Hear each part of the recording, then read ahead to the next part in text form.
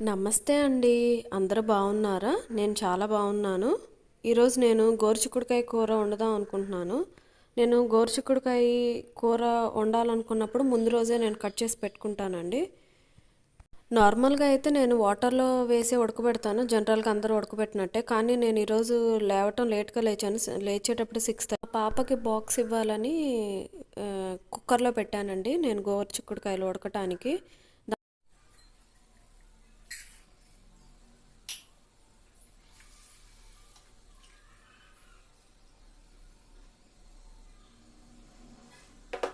దాంట్లో నేను ఎక్కువ వాటర్ ఏం పోయలేదండి.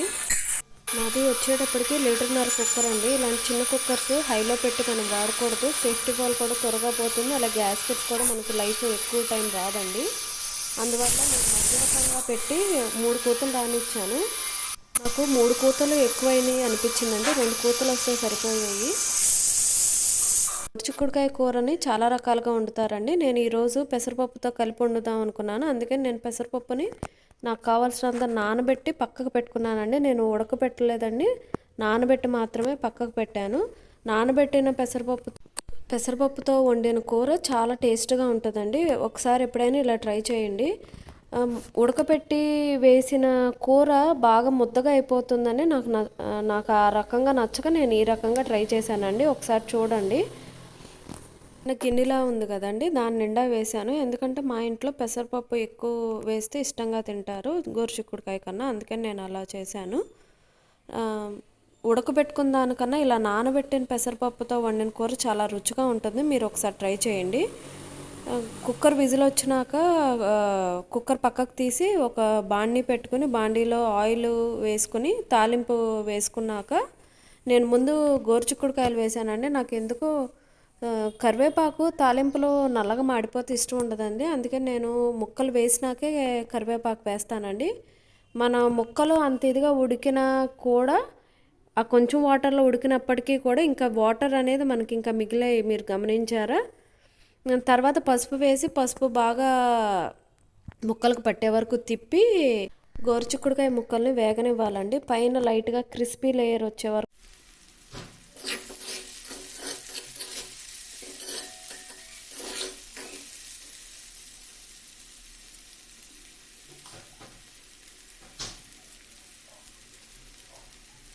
క్రిస్పీ లేయర్ వచ్చే వరకు గోరుచిక్కుడుకాయ ముక్కల్ని వేయించాలండి.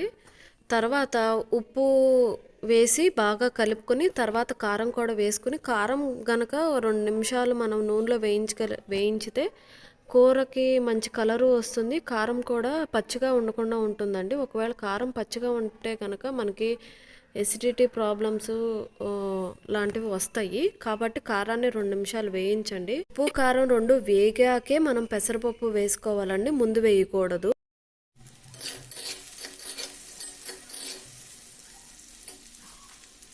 నేను పెసరపప్పును నానబెట్టాను అంతేగాని కడగలేదండి. ఇప్పుడు నేను పెసరపప్పు వేసే ముందు నేను కడుక్కుంటున్నాను.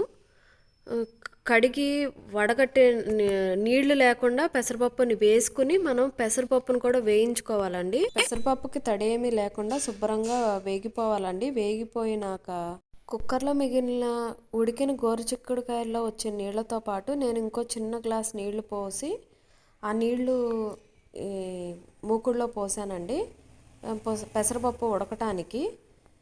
ఆ నీళ్ళతో పెసరపప్పు ఉడికిపోతుందండి, సరిపోతుంది. ఒక్కొక్కసారి నేను నీళ్లు లేకుండా వట్టి పెసరపప్పుని చేసి కూడా నేను గోరుచిక్కుడుకాయ కూర చేస్తానండి. ఆ కూర ఇంకా బాగుంటుంది.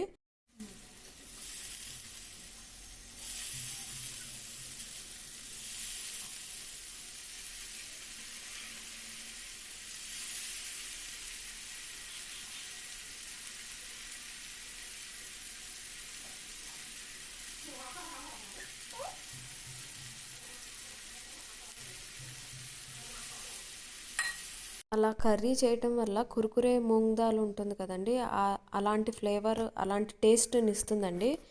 మన ఇంట్లో పిల్లలు గోరుచిక్కుడుకాయ లేదా ఇష్టం లేని కూర ఏమైనా ఉంటే కనుక ఇలా డిఫరెంట్ వేలో చేసి పెట్టండి. దాంతో వాళ్ళకి అలవాటు అవుతుంది.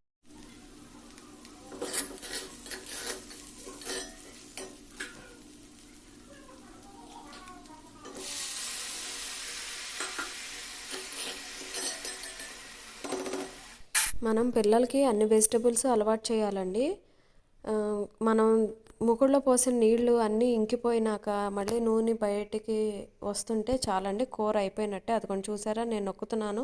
పప్పు శుభ్రంగా ఉడికిపోయిందండి. చాలండి, పలుకు పప్పుగా ఉడికితే చాలు, అంతగా మెత్తగా అవ్వాల్సిన అవసరం లేదు. ముద్దగా అవుతున్నది కన్నా ఇలాగే ఇష్టంగా తింటుందండి మా పాప, అందుకే నేను ఇలాగే చేస్తాను. ఒకసారి చేసి చూడండి, మీకు నచ్చితే కనుక నాకు ఏ సంగతి కామెంట్ చేయండి.